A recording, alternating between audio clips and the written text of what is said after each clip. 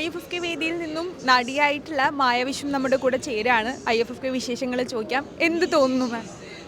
എന്ത് തോന്നുന്നു, നമ്മുടെ എന്താ പറയുക, എല്ലാ വർഷവും ഒരു ഡിസംബർ ആകുമ്പം സിനിമാ കാർണിവൽ, അതാണ് IFFK ഫിലിം ഫെസ്റ്റിവലിനെ കാട്ടിയും എല്ലാവരും ഇത് കാണുന്ന ഒരു കാർണിവലായിട്ടാണ്. കാരണം ഒരു എന്താ പറയുക, ഒരു ഹാപ്പിനെസ്, ട്രിവാൻഡ്രത്തിൻ്റെ മാത്രം ഒരു സന്തോഷകരമായ തലസ്ഥാനത്തിൻ്റെ ഒരു വേദിയാണ്. അത് നമ്മുടെ ഭാഗ്യമാണ്. എത്രയോ വർഷങ്ങളായിട്ട് വന്നുകൊണ്ടിരിക്കുന്നത്.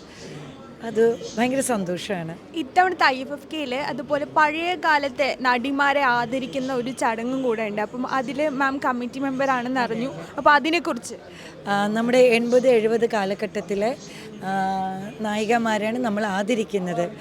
കാരണം നമ്മളൊക്കെ ജനിച്ച് സിനിമയൊക്കെ കാണുമ്പോൾ ഇവരുടെ മുഖമാണ് കാണുന്നത്.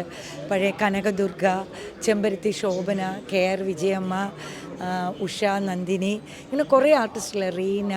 അപ്പോൾ ഇവരെയൊക്കെ നമ്മുടെ മുന്നിൽ നമ്മൾ കണ്ടിട്ട് നമ്മൾ കണ്ടിട്ടില്ല നേരിട്ട്. അപ്പോൾ 80-70 കാലഘട്ടത്തിലെ ആർട്ടിസ്റ്റുകളെയാണ് ആദരിക്കുകയാണ് ഇവിടെ നിശാഗന്ധിയിൽ 15-ാം തീയതി ഞായറാഴ്ച എന്ന് പറഞ്ഞാൽ നാളെ വൈകുന്നേരം 5 മണിക്ക് ഒരു 1-1.5 മണിക്കൂർ പരിപാടി മാനവീയം റോഡിൽ തന്നെ അതിൻ്റെ ഒരു ഗാനമേളയും നടത്തുന്നുണ്ട്. അതെ. അതുപോലെ ഇത്തവണത്തെ ഫിലിം സെലക്ഷനെ പറ്റി ഒരുപാട് സ്ത്രീ പ്രാതിനിധ്യമുള്ള സിനിമകളുണ്ട്. അതിനെക്കുറിച്ച് മാമിന് എന്താണ്? കാരണം ആ സ്ത്രീ പ്രാധാന്യം ഉള്ളത് കൊണ്ടാണ് 70-80 കാലഘട്ടത്തിലെ നായികമാരെ ആദരിക്കുന്നതും. അത് ഒരുപാട് നല്ലതല്ലേ സ്ത്രീകളെ. പക്ഷേ ഇവിടെ സ്ത്രീകൾക്ക് പ്രാധാന്യമുണ്ട്.